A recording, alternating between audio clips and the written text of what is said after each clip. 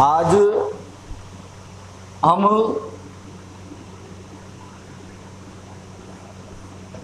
समास इस बिंदु को पढ़ने जा रहे हैं। समास कहते किसे हैं उसे समझिए कि दो या दो से अधिक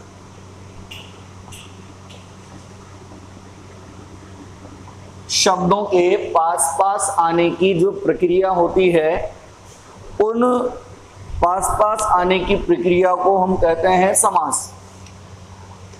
दो या दो से अधिक शब्दों के पास पास आने की प्रक्रिया कहलाती है समास।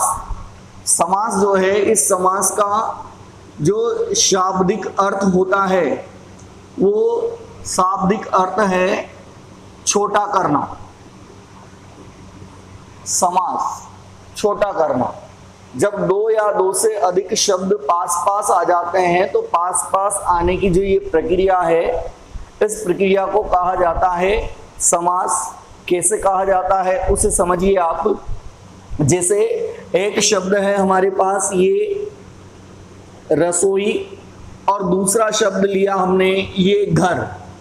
ये दो शब्द जो अलग अलग हैं, ये दोनों ही शब्द जो पास पास में आ गए हैं, तो ये जो नजदीक आने की ये जो प्रक्रिया है इनकी, इसे हम कह देंगे समास। यानी कि हमारे पास ये जो दोनों शब्द आपस में मिल गए हैं तो ये कहलाएगा हमारा एक सामसिक पद। इसे हम कहेंगे सामसिक पद। और इन दोनों शब्दों के बीच की जो विभक्ति है, उस बीच की विभक्ति को रखकर जब हम इन दोनों शब्दों को अलग अलग करते हैं तो उस प्रक्रिया को कहा जाता है समास विग्रह। जैसे हम ये जो हमारा सामसिक पद बना है, इसका जब हम समास विग्रह करेंगे तो ये हो जाएगा रसोई के लिए घर। तो हमने इनके बीच की जो विभक्ति है, इस बीच की विभक्ति को जैसे ही हटाया तो ये दोनों ही शब्द बिल्कुल पास पास आ गए। तो ये पास पास आने की जो प्रक्रिया थी इनकी, ये कहलाई आपके समास। और इस समास के बनने पर जो ये दोनों शब्द हमारे पास पास आए, इसे हमने कहा सामसिक पद। तो अब तक क्या पढ़ा हमने ये पढ़ा कि जो समास होता है, उस समास का शाब्दिक अर्थ जो है, समास का शाब्दिक अर्थ है छोटा करना या संक्षिप्त करना। जैसे आपने देखा कि ये पूरा ही पद है रसोई के लिए घर, इसमें से हमने इस विभक्ति को हटा दिया तो केवल ये दोनों पद पास पास आ गए, तो ये हो गया समास। तो दो या दो से अधिक शब्दों के पास पास आने की जो प्रक्रिया है, उस प्रक्रिया को हमने कह दिया है समास। और जो समास बना है उसे हमने कह दिया है सामसिक पद। जब हम इस सामसिक पद का विग्रह करेंगे तो ये जो विभक्ति आएगी, यानी विभक्ति सहित उनको अलग अलग करना, दोनों पदों को विभक्ति के साथ अलग अलग करने की जो प्रक्रिया है, वो प्रक्रिया आपकी कहलाएगी समास विग्रह। तो तीन चीजें हो गई हमारे पास। पहला समास, दो शब्दों के पास पास आने की प्रक्रिया को समास कहा। उसके बाद जो दोनों शब्द पास पास आ गए उसे हमने सामसिक पद कह दिया। और उस सामसिक पद को जब विभक्ति के साथ हम अलग अलग करेंगे तो अलग अलग करने की जो प्रक्रिया है, वो अलग अलग करने की प्रक्रिया हमारी कहलाएगी समास विग्रह। यानी कि ये हमने क्या कर दिया, इसका कर दिया ये समास विग्रह। ये समास विग्रह हो गया साहब, ठीक है। अब इसके बाद हम बात करेंगे भेद की, कि जो समास होता है वो समास के कितने भेद होते हैं। तो समास जो होता है, समास के जो भेद होते हैं वो ध्यान दीजिए। पदों की प्रधानता, कि कौन सा पद प्रधान है, पदों की जो प्रधानता है, उस पदों की प्रधानता के आधार पर जो हमारा समास है वो समास होते हैं चार प्रकार के। नंबर एक होता है अव्ययी भाव समास। दूसरे नंबर पर आता है हमारा तत्पुरुष समास।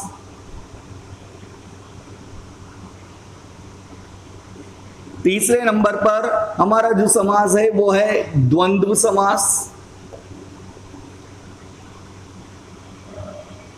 और नंबर 4 पर है हमारा बहुव्रीहि समास।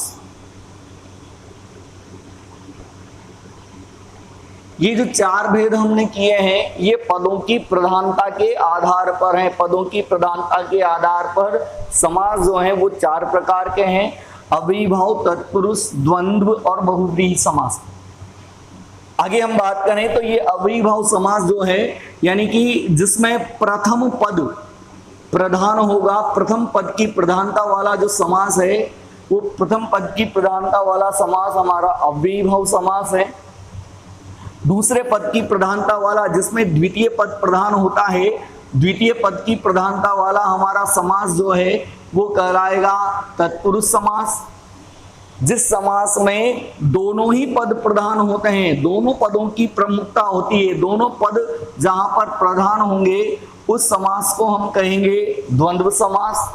और जहां पर दोनों ही पद जो समास के अंतर्गत आए हैं वो दोनों पद प्रधान नहीं होते बल्कि कोई अन्य पद या यूं कहें हम कि कोई तीसरा पद जो है वो प्रधानता रखता है।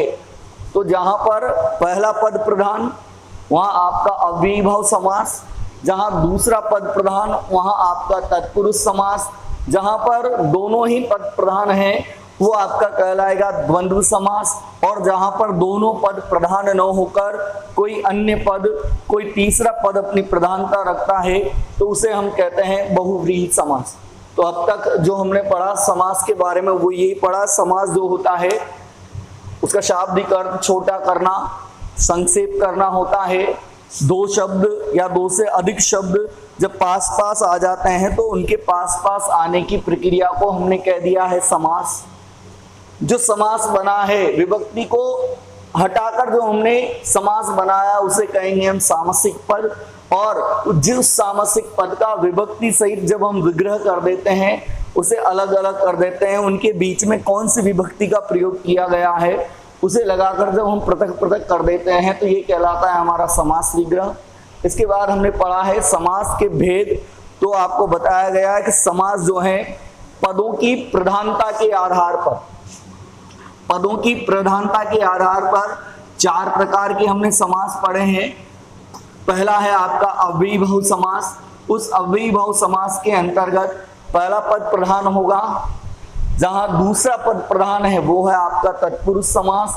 जहां दोनों ही पद अपनी प्रधानता रखते हैं तो दोनों पद प्रधानता रखते हैं तो वो हो गया आपका द्वंद्व समास। और जहां पर दोनों ही पद प्रधान न होकर कोई अन्य पद, कोई तीसरा पद प्रधानता रखता है तो वो हो गया आपका बहुव्रीहि समास। अब इसके बाद हम इन समास को पढ़ेंगे। इससे पहले एक चीज और समझ लीजिए आप, वो ये कि कई जगह आपको ये मिल जाएगा कि समास के भेद 6 प्रकार के होते हैं, समास 6 प्रकार के होते हैं। लेकिन हम जो वो 2 समास हैं हमारे, एक तो द्विगु तत्पुरुष और एक कर्मधारय तत्पुरुष, ये जो दोनों समास हैं इन दोनों समासों को हम तत्पुरुष समास के अंतर्गत समाहित करेंगे। विशेषण विशेष्य का संबंध होने के कारण ये दोनों तत्पुरुष के ही एक भाग माने गए हैं, इसलिए पदों की प्रधानता के आधार पर समास जो है वो आपके 4 प्रकार के हैं। अब इन चारों प्रकार के समासों में हम सर्वप्रथम अव्ययीभाव समास को पढ़ेंगे कि अव्ययीभाव समास कहते किसे हैं या अव्ययीभाव समास के कौन कौन से उदाहरण होते हैं उसे समझिए। सबसे पहले ये पढ़ रहे हैं हम अव्ययीभाव समास। ये अव्ययीभाव समास जो है इसमें जो ये लिखा हुआ है अव्ययी, तो इस अव्ययी का जब हम संधि विच्छेद करते हैं या इसके अंदर जो उपसर्ग है अ उपसर्ग इसको अलग करते हैं तो अ और वे ये 2 शब्द निकलते हैं। वे का मतलब होता है आपके खर्च करना, और यहां पर ये जो अ आया है इसका अर्थ नकारात्मक होता है न, तो न खर्च करना यानी जिसे खर्च नहीं किया जा सके, खर्च नहीं किया जा सके। तो व्याकरण में इसका सामान्य अर्थ ये है कि ऐसे शब्दांश जिनका अर्थ हमेशा समान बना रहता है उन्हें कहा जाता है अव्यय। तो जिस समास में पहला पद अव्यय पद होगा, तो जिस समास में पहला पद अव्यय होता है यानी अव्यय की तरह पहला पद बोध कराता है, उसे हम कहते हैं अव्ययीभाव समास। जैसे हम बात करें कि यथा,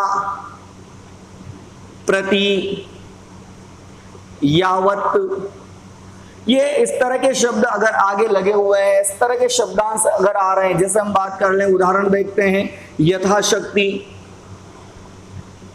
ये प्रति है, ये हो गया आपके प्रतिदिन। यावत लिखा हुआ है, ये हो गया यावत जीवन।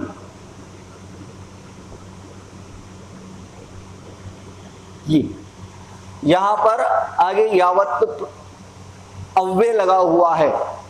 तो इस तरह अव्यय पद अगर आ रहे हैं आपके, या किसी भी प्रकार के जो उपसर्ग हैं, ऐसे शब्दांश जो किसी शब्द के आगे लगते हैं और उसके अर्थ में परिवर्तन कर देते हैं, उसे कहते हैं हम उपसर्ग। तो हिंदी के जो उपसर्ग हैं, जैसे हम बात करें आ, ये उपसर्ग आ गया आपके उप, अन, अनु। उर्दू के उपसर्गों की बात करेंगे बा, बे। अगर ये उपसर्ग भी अगर किसी शब्द के आगे लगे हुए हैं तो वहां पर भी आपका समास जो है अव्ययीभाव समास होगा। जैसे हम बात करें अब यथाशक्ति की, इसका समास विग्रह जो होगा वो होगा शक्ति के अनुसार।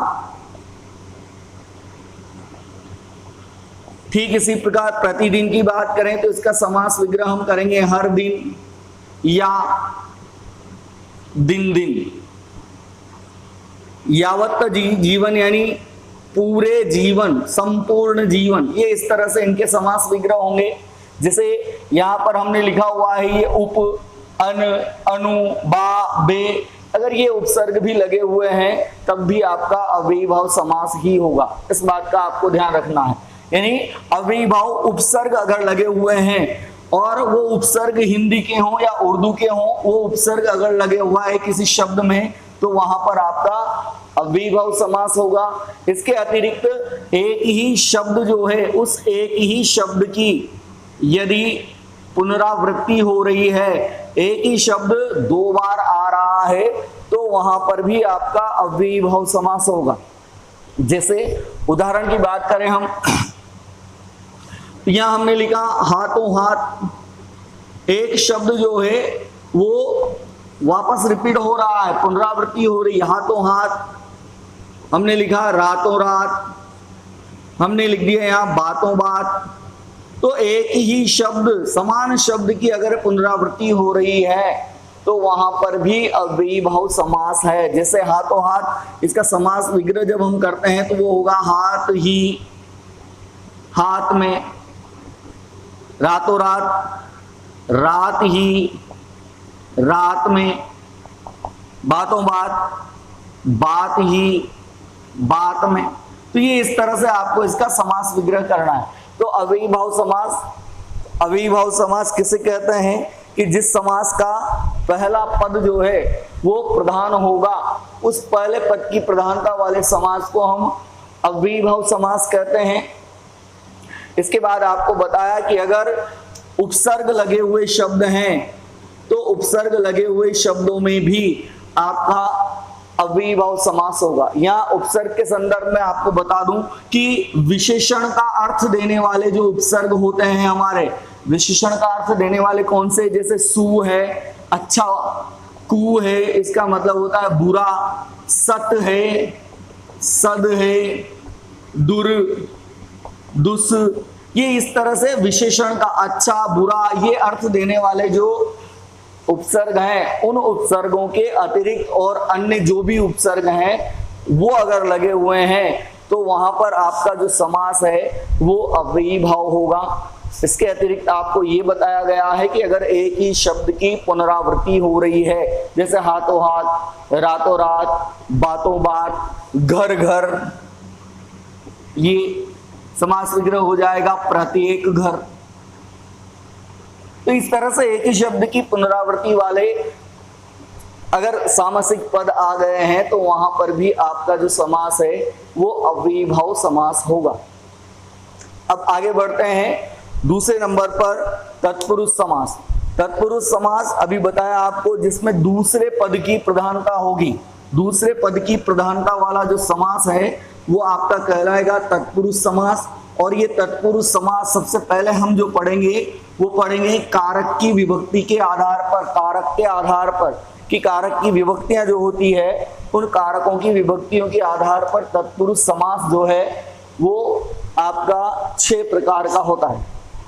कैसे, वो देखिए आप, ये पढ़ रहे हैं हम तत्पुरुष समास।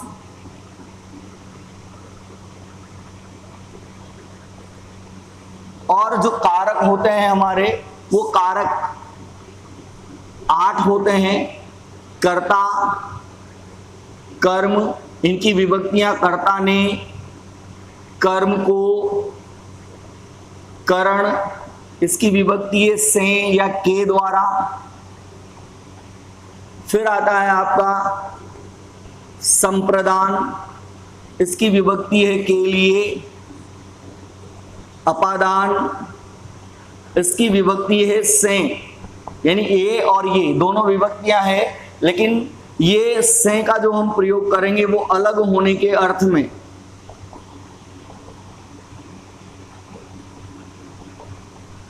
इसके बाद आपका चलेगा संबंध।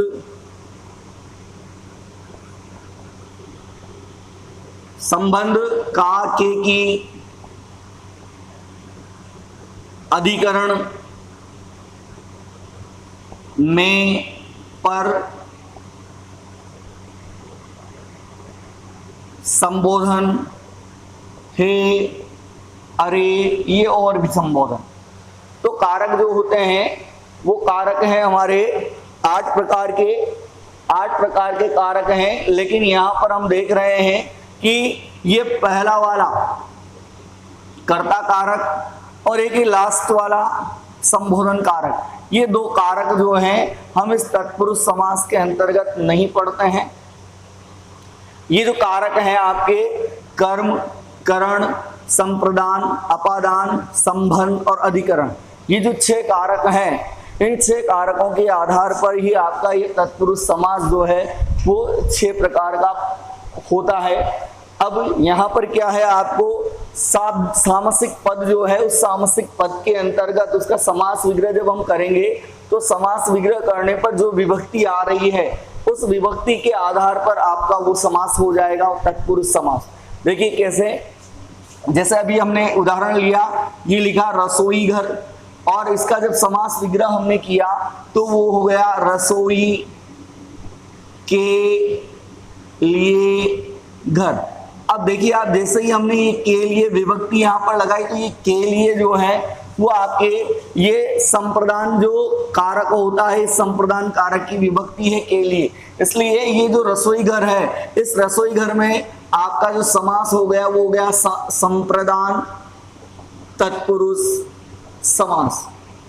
इसी प्रकार अन्य विभक्तियों को भी हमको देखना है। जैसे ये आ गया कि घुड़सवार, तो ये घुड़सवार जो है इसका समास विग्रह जब हम करेंगे तो ये हो जाएगा घोड़े पर सवार।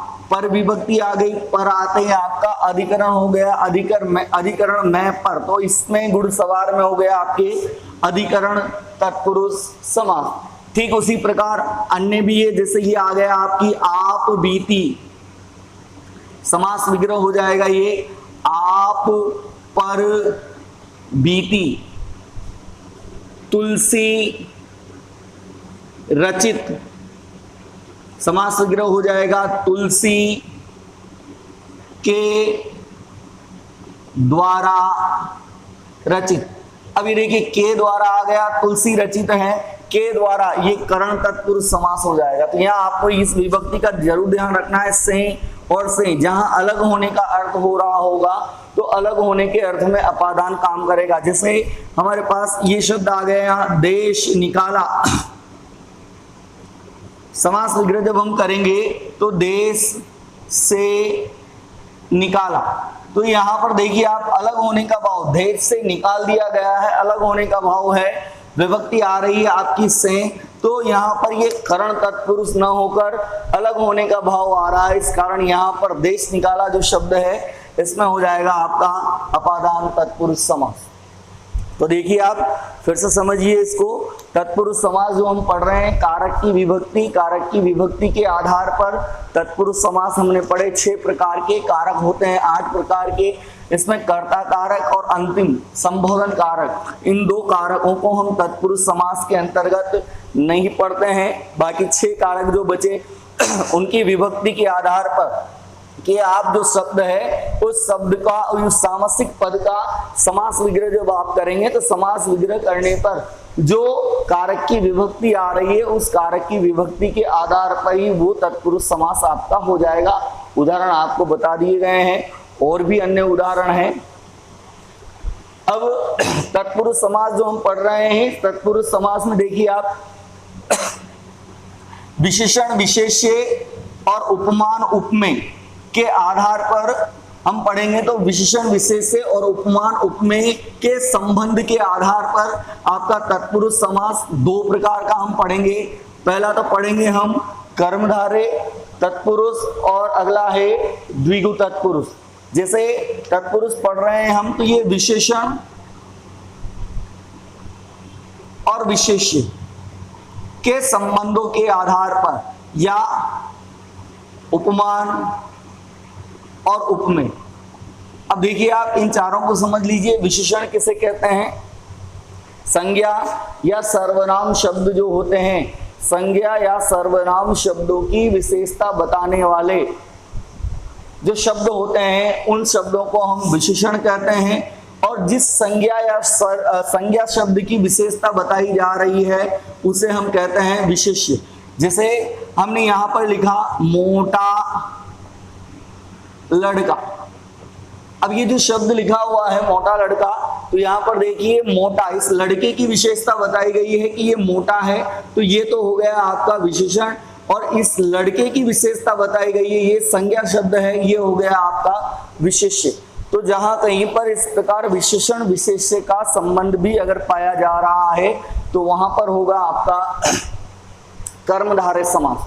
तो ये कर्मधारय समास हम पढ़ रहे हैं, और यहाँ पर जो समास विग्रह हम करेंगे वो ऐसे ही करेंगे, मोटा है जो लड़का।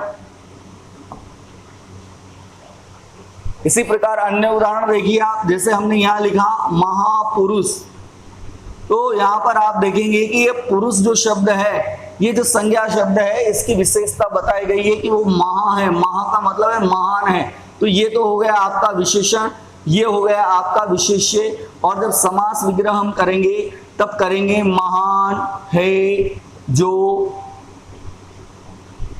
पुरुष।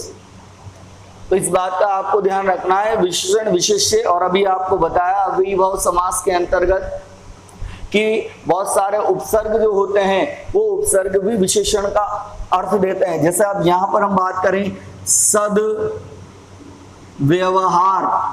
अब ये जो शब्द है ये सद यानी अच्छा, व्यवहार की विशेषता बताई गई है कि वो अच्छा है। तो जब हम समास विग्रह करेंगे तो इसी तरह लिखेंगे सद, उसका अर्थ भी लिख देंगे हम ब्रैकेट में, अच्छा है जो व्यवहार। यानी आपको ध्यान रखना है कि ये सु कु सत सद दुर दुस, ये विशेषण का अर्थ देने वाले शब्द हमारे उपसर्ग हैं।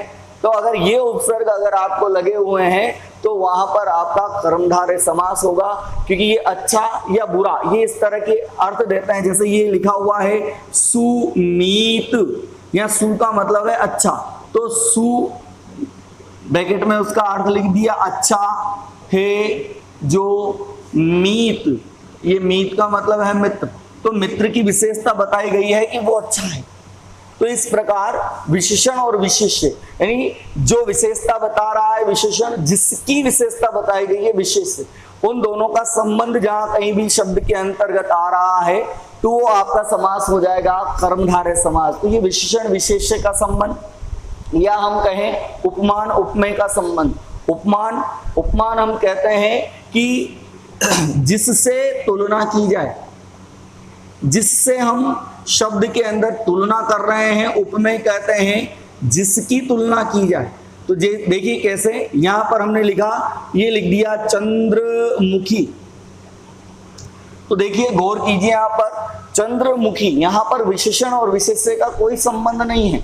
यहां पर आप देख रहे हैं कि जो ये मुखी है, यानी जो मुख है वो, या इस मुख को चंद्रमा के समान बताया गया है।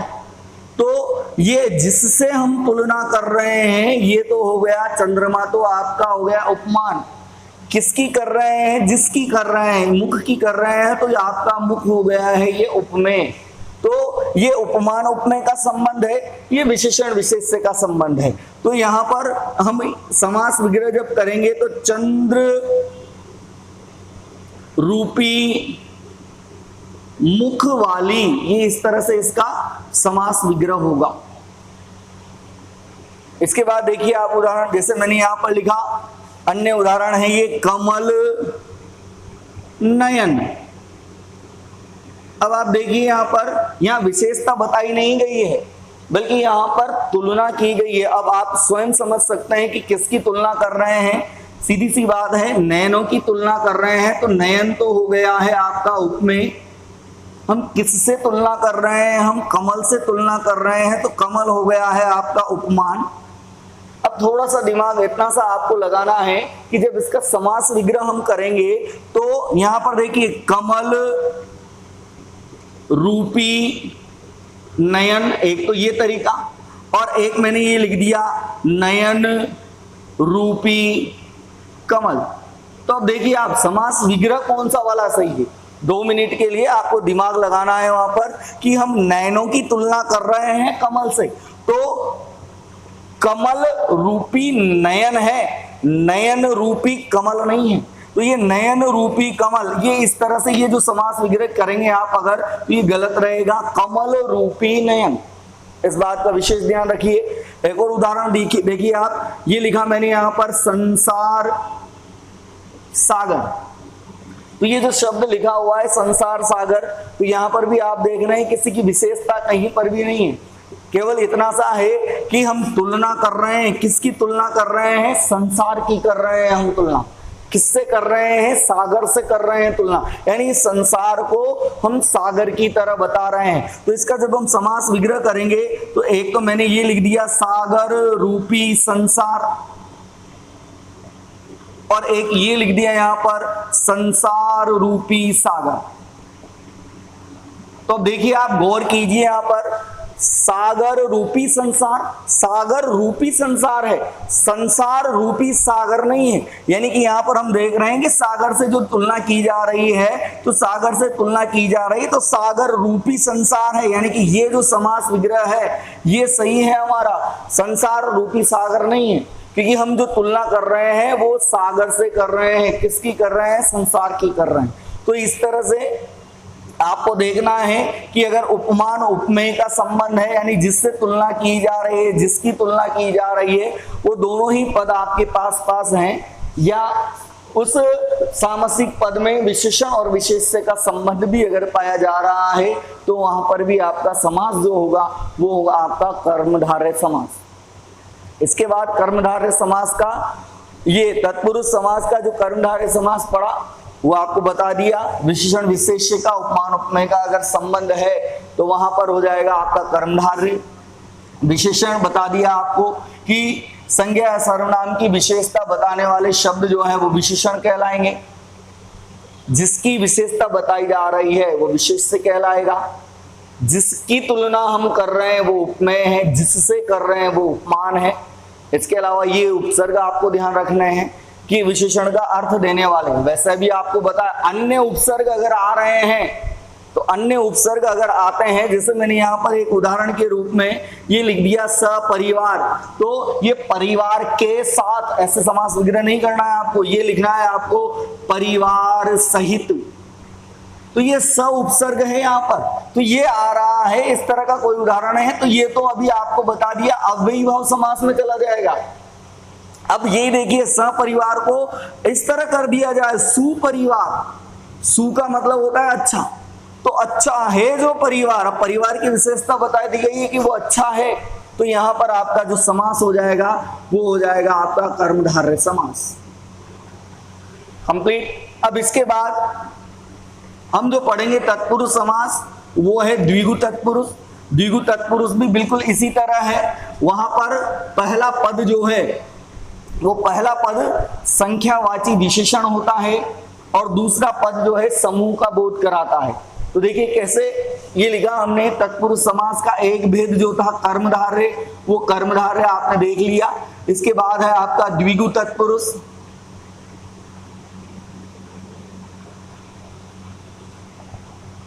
द्विगु तत्पुरुष में पहला पद संख्यावाची होगा, दूसरा पद समूह का बोध कराएगा। जैसे उदाहरण सीधा सा देखते हैं हम, चौराहा, यहां राह तो है, उसकी संख्या बता दी गई है 4, तो जब समास विग्रह करेंगे हम ये करेंगे 4 राहों का समाहार या 4 राहों का समूह, इस तरह से इसका समास विग्रह कर देंगे।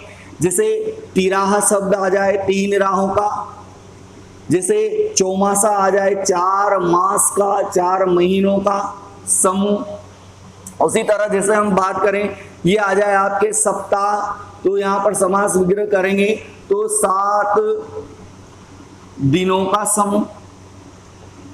ये इस तरह से पहला पद जो है वो संख्यावाची रहेगा। अगर पहला पद पहले पद में अगर संख्या आ रही है तो वहां पर आपका समास जो होगा वो द्विगु तत्पुरुष समास होगा।